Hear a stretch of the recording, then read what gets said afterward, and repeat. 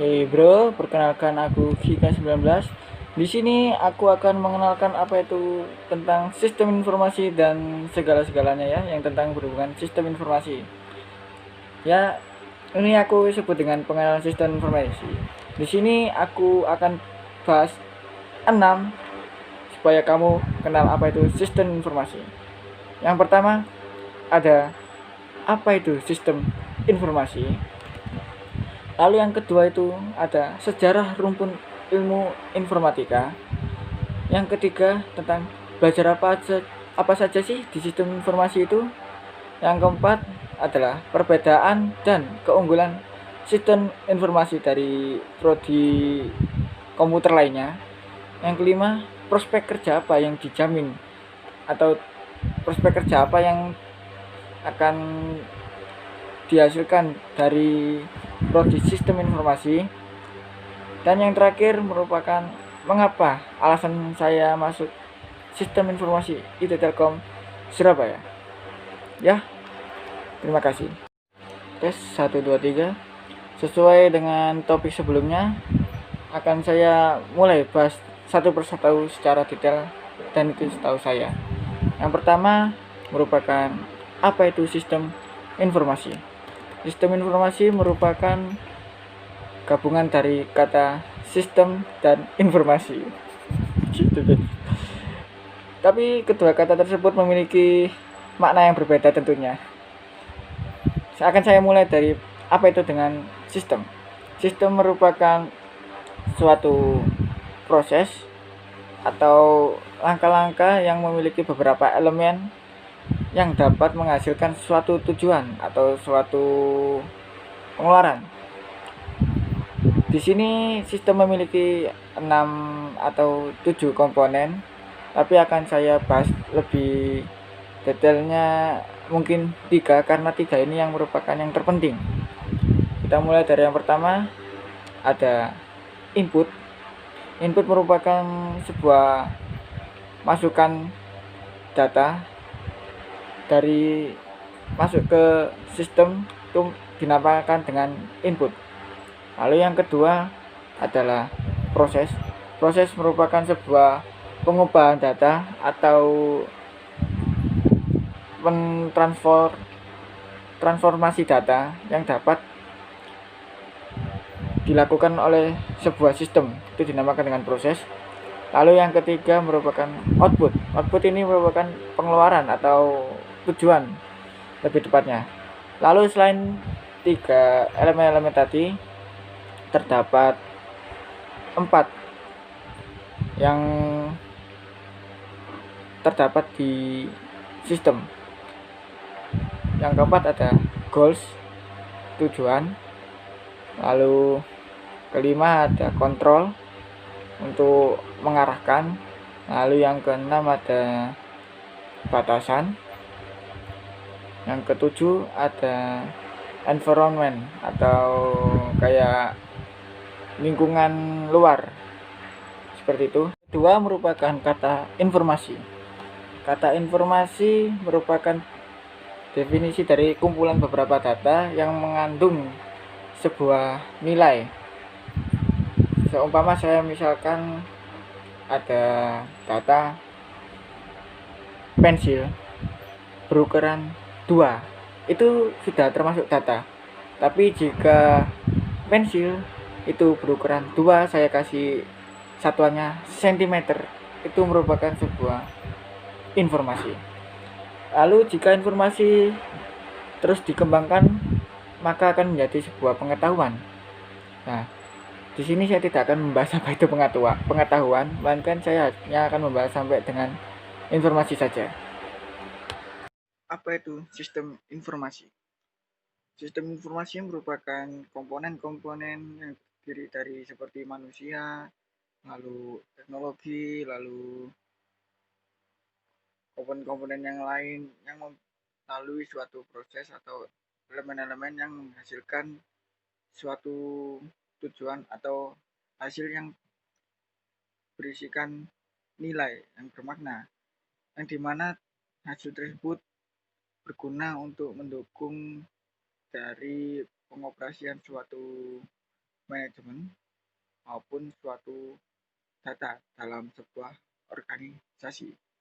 Ya, itu adalah definisi singkat dari sistem informasi. Di bahasan kedua ini saya akan menjelaskan tentang sejarah singkat rumpun ilmu informatika. Sejarah rumpun ilmu informatika dibagi menjadi dua dekade. Yang pertama dekade sebelum 1990-an atau pra 1990.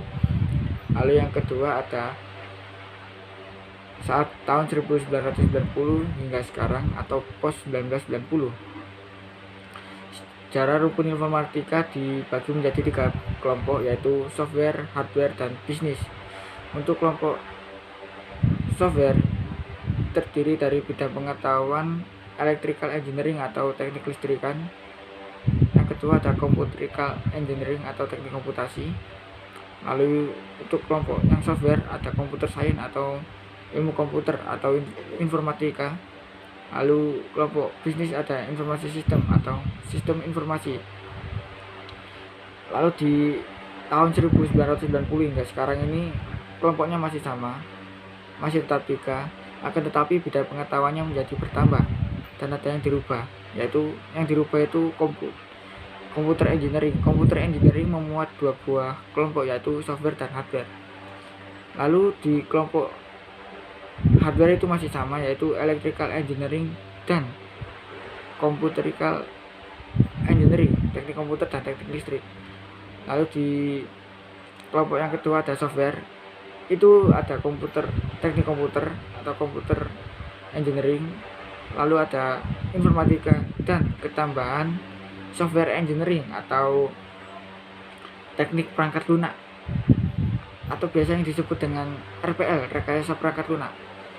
Lalu untuk yang kelompok bisnis ada informasi sistem dan information technology. Nah, yang baru ini informasi teknologi merupakan teknologi informasi ya. Untuk yang informasi sistem masih sama, sistem informasi. Lalu berikut saya akan menjelaskan tentang pengetahuan-pengetahuan tersebut secara singkat ya. Untuk ini saya akan mengambil dari Computing Curricula 2005. Di Computing Curricula 2005, bidang yang pertama bidang pengetahuan electrical engineering itu mengacu kepada hardware dibandingkan dengan komponen-komponen yang lain seperti organisasi, pengaplikasian teknologi, dan metode softwaring. Teknik listrik atau electrical engineering itu selalu otak-atik atau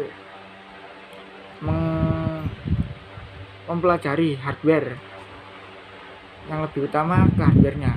Lalu untuk computerical engineering juga sama.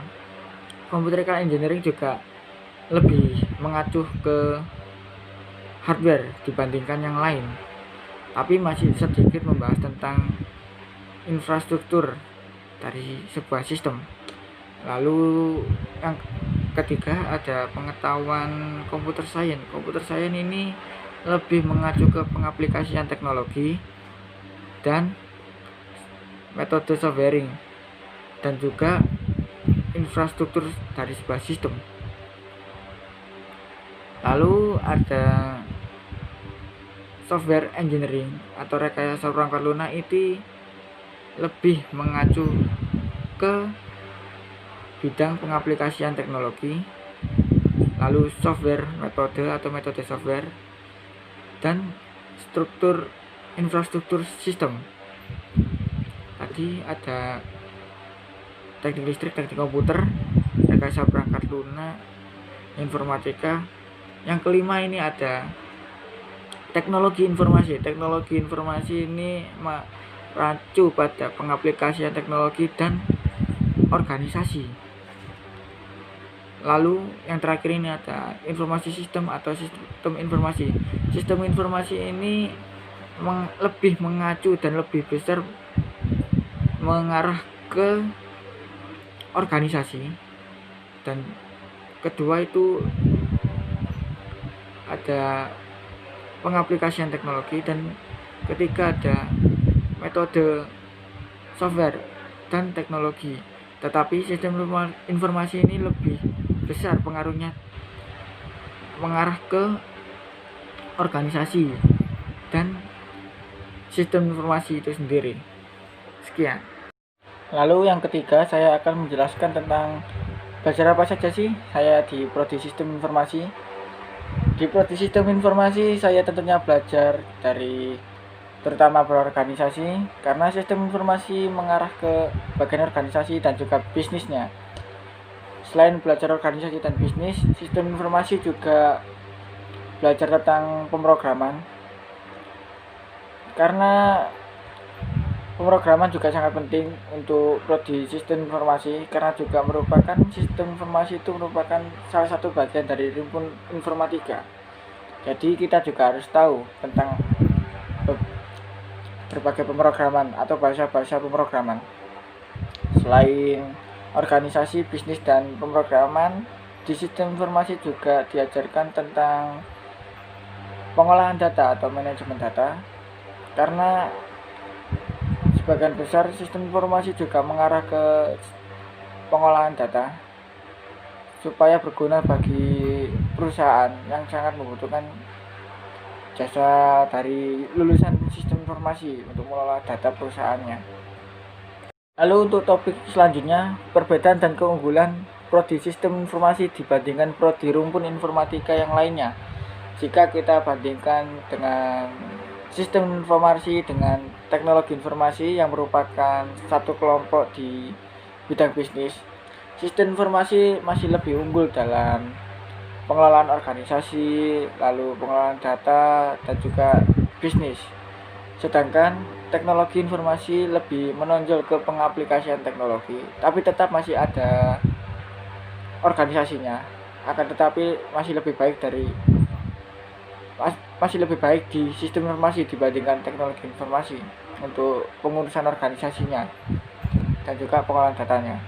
Lalu jika dibandingkan dengan sistem informasi dengan prodi dengan kelompok software seperti rekayasa perangkat lunak, komputer sains atau informatika, dan juga teknik komputer, sistem informasi ya juga lebih unggul di bidang organisasi dan juga di bidang data, tetapi masih lebih lemah dibandingkan dengan prodi yang berada di software di dalam pelajaran programming, coding, lalu aplikasi-aplikasi software, dan juga pengaplikasian teknologi terbaru.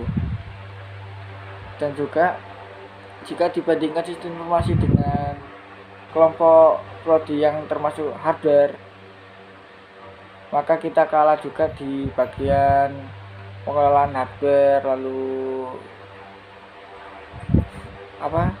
pembuatan hardware, ya semacam ilmu yang mengarah ke hardware, kita masih lebih rendah, atau bisa dibilang di sistem informasi tidak ada sama sekali pelajaran tentang hardware. Jadi setiap prodi atau bidang pengetahuan di rumpun ilmu komputer atau informatika ini memiliki kelebihan dan keunggulan masing-masing. Lalu topik selanjutnya yaitu prospek kerja apa sih yang bisa diraih di prodi sistem informasi. Tentu di prodi sistem informasi kita dapat memiliki banyak sekali prospek kerja, terutama di dalam bidang keorganisasian. Itu karena sangat dibutuhkan di semua perusahaan, karena kemampuan atau skill berorganisasi itu sangat penting dalam pengelolaan perusahaan. Selain prospek kerja di bagian keorganisasian, juga sistem informasi juga memiliki prospek kerja di bidang pengolahan data, karena banyak perusahaan yang sangat membutuhkan skill-skill pengolahan data seperti pengolahan data Oracle, lalu MySQL, lalu semacamnya, itu sangat dibutuhkan, dan juga itu juga tidak semudah yang dibayangkan untuk mengelola data. dan tidak dari semua rumpun informatika yang memiliki keunggulan dalam pengolahan data hanya di sistem informasi saja. Jika dibandingkan dengan rekayasa perangkat lunak, komputer sains atau informatika, teknik elektro, teknik komputer, lalu teknologi informasi. Selain dalam bidang pengolahan data, sistem informasi juga memiliki prospek kerja sebagai programming. Nah, di sini banyak sekali lulusan sistem informasi yang menjadi programming. Salah satunya juga ada programming website atau biasa kita sebut dengan full stack developer, ada juga programming UI UX atau front end developer, lalu ada juga yang programming back end, itu termasuk dari web programming. Selain itu ada juga yang memprogram dari Python, C++, Java, lalu C dan C#. Selain prospek kerja yang saya sebutkan, yaitu keorganisasian, lalu pengolahan data, lalu programming, sistem informasi juga memiliki prospek kerja juga di bidang bisnis, karena semua industri yang berada di dunia ini juga pasti membutuhkan sistem informasi, seperti industri hiburan, industri pertelevisian, industri pertanian, industri keamanan negara, dan industri lain-lain, banyak sekali. Jadi jangan risau untuk lulusan sistem informasi, prospek kerja juga masih banyak, apalagi lulusan sarjana juga pesaingnya juga sangat banyak. Oleh karena itu mari kita tingkatkan lagi giat belajar, jangan leye-leye, karena leye-leye itu malas-malas, karena ilmu yang kita serap di perkuliahan itu sangat penting, terutama di bidang sistem informasi ini. Topik selanjutnya yang terakhir yaitu mengapa Anda masuk di sistem informasi IT Telkom Surabaya. Saya memiliki alasan untuk topik ini. Dulu saya juga pernah masuk di teknik informatika selama setahun dan juga sudah lulus. Terus saya juga kesusahan di dalam jurusan teknik informatika karena terlalu berfokus kepada rekayasa perangkat lunak seperti mengcoding, programming, membuat game, lalu mendesain website, dan juga mempelajari bahasa-bahasa program yang lain. Nah, saya itu punya teman yang juga berasal dari sistem informasi. Di situ saya dijelaskan jika di sistem informasi tidak hanya memprogramming tapi juga belajar bisnis dan organisasi. Di situ saya mulai tertarik terhadap organisasi dan bisnisnya, terutama juga dalam bisnis. Saya lebih senang jika selain memprogram juga ada pelajaran yang lain, dan itu dapat membuat enjoy dan juga sangat berguna pastinya di masa depan.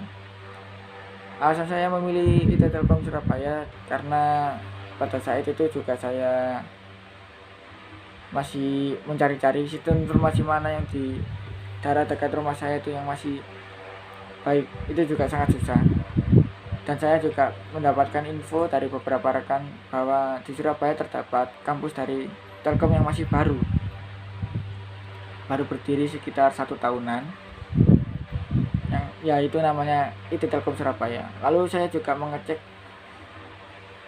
di kampus lain yang bernaungan Telkom, itu sangat bagus, inovasinya juga sangat maju, terutama yang di Bandung di Telkom University. Itu seharusnya sih saya sangat kagum ya, karena dalam waktu yang singkat juga meraih gelar perguruan tinggi swasta terbaik nomor 1 di Indonesia. Itu sangat menakjubkan. Jadi saya mulai berpikir mungkin di masa akan mendatang IT Telkom Surabaya dapat juga menjadi seperti Telkom University. Selain di Telkom University ada juga di IT Telkom Purwokerto. Di IT Telkom Purwokerto juga terdapat banyak inovasi-inovasi yang menarik, akan tetapi juga di sana juga jauh, sama seperti di Telkom University. Di sana juga jauh dan biaya hidup yang mahal. Oleh karena itu saya memilih Telkom Surabaya yang merupakan dekat dari rumah dan juga tidak mahal-mahal amat. Sekian pengenalan tentang sistem informasi menurut saya. Melalui video blog ini saya sampaikan terima kasih. Maaf apabila ada kata-kata yang kurang enak, kurang lancar, kurang menyambung. Maaf. Sekian dari saya, Gika 19. Wassalam.